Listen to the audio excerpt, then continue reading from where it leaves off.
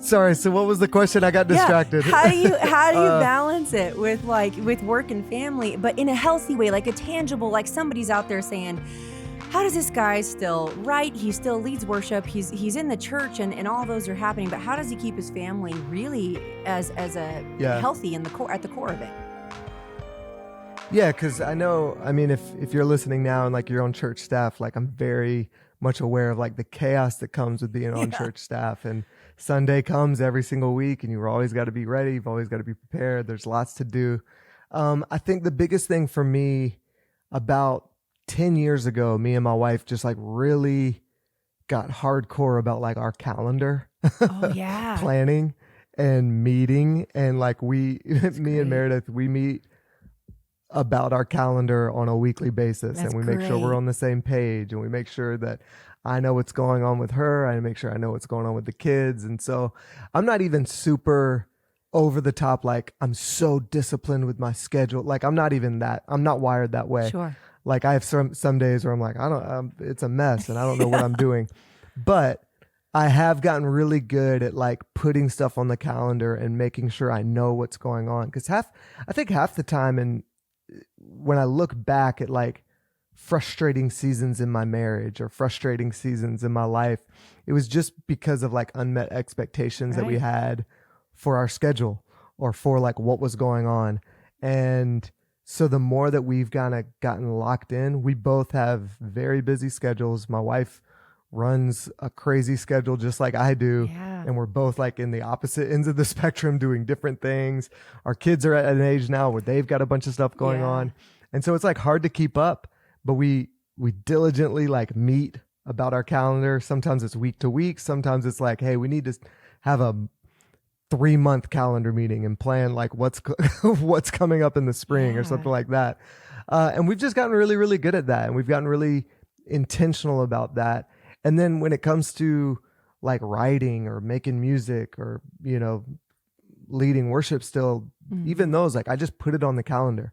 Like I'm not a writer that will just sit down and I only write when I'm feeling inspired, or I'm only write when I'm, you know, have like a burst of inspiration, but it's something that I put on my calendar and I say like, all right, next Wednesday from 10 to noon, I'm going to sit down and I'm going to work on this song, or I'm going to set up a Zoom with some friends and we're going to get on and we're going to write together. And it's just something that I like have to put on my calendar and I have to stay committed to. Otherwise I get in the zone of like, oh, I'm good. Like I don't need, I would like a day off and let me just hang today and do nothing and then watch The Office. Yeah. Yeah. I feel you. And then one day turns to what day was that? Did I say? Yeah. Exactly. Right, I know. But you know what? And I will say, I will add to that like I do feel like I am good at having like a gauge on like space for myself and knowing like, hey, like I need to have like some time, some quiet time where I'm like, just like where I'm not doing anything and I can just kind of like read or just kind of hang with my kids or whatever. So I'm like, I'm good at that stuff too, but all the work stuff, I just have to put on my calendar and I have to make sure I'm like on it. Well, when you think about having a job that is kind of like, you know, you do, some people work from 8 to 5 or 9 to 5, where they have these hours. You quickly learn as an artist that you have to make those hours, because if you don't, you lose the discipline. And if you have no discipline, you really won't get anything done. A lot of people will say, well, just aimless. Yeah. And you're like, you're hitting zero targets, and that's never a great thing, because you then feel kind of like you're losing control of your life a bit. Not that you have full control of it, but you do feel like you're not able to pace yourself, I guess, in the right way, because you don't really have anything in order, you know? Yeah. And I'll say this, if, you know, anybody that's listening that like is on church staff, and sometimes you get in that, even that 8 to 5, 9 to 5 zone where it's like, man, I'm just so busy. I can't even get ahead to do the things that like I really want to do, or that, you know, like even that stuff. Like I always encourage people, because I've talked to a lot of songwriters who are on staff at church, and I guarantee you, as soon as stuff gets busy, the first thing that's going to go away is setting aside time to write songs. That's so true. it's just so important. I try to encourage so many people, like it's so important to like prioritize the things that you're passionate about and that you care about. Sure.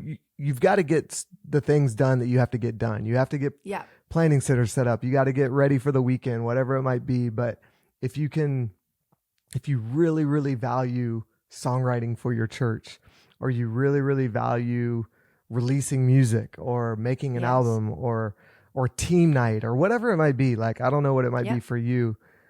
Like, you've got to get in the habit of like putting it on the calendar and make it like non-negotiable in some senses, and trying to make sure you like set aside time to pursue those big picture things. Because in like our culture where you're just kind of like constantly trying to hit goals for the week or goals for like what's right in front of me, it's just so easy to lose sight of the big picture stuff that we care about. Seems like as you plan that way and you just do that more and more, you realize what's tangible, what's realistic of an expectation, and what's a not realistic expectation. I think you're able to sift through what that looks like, and you're kind of able to make that was it. That goal was a little tough to meet because of A, B, and C, but I think I'll be able to do this. And you just kind of how you and Meredith are doing it. It's like you guys are you're doing your thing, but you're learning over time what's best for the life that God has you on, that path that he's taking you down, which is awesome. If you or anyone you know would like to sponsor a show, visit qualitytam.com. Remember to like and subscribe and follow Quality Tam on Facebook and Instagram. Chill, bro. Quality Tam.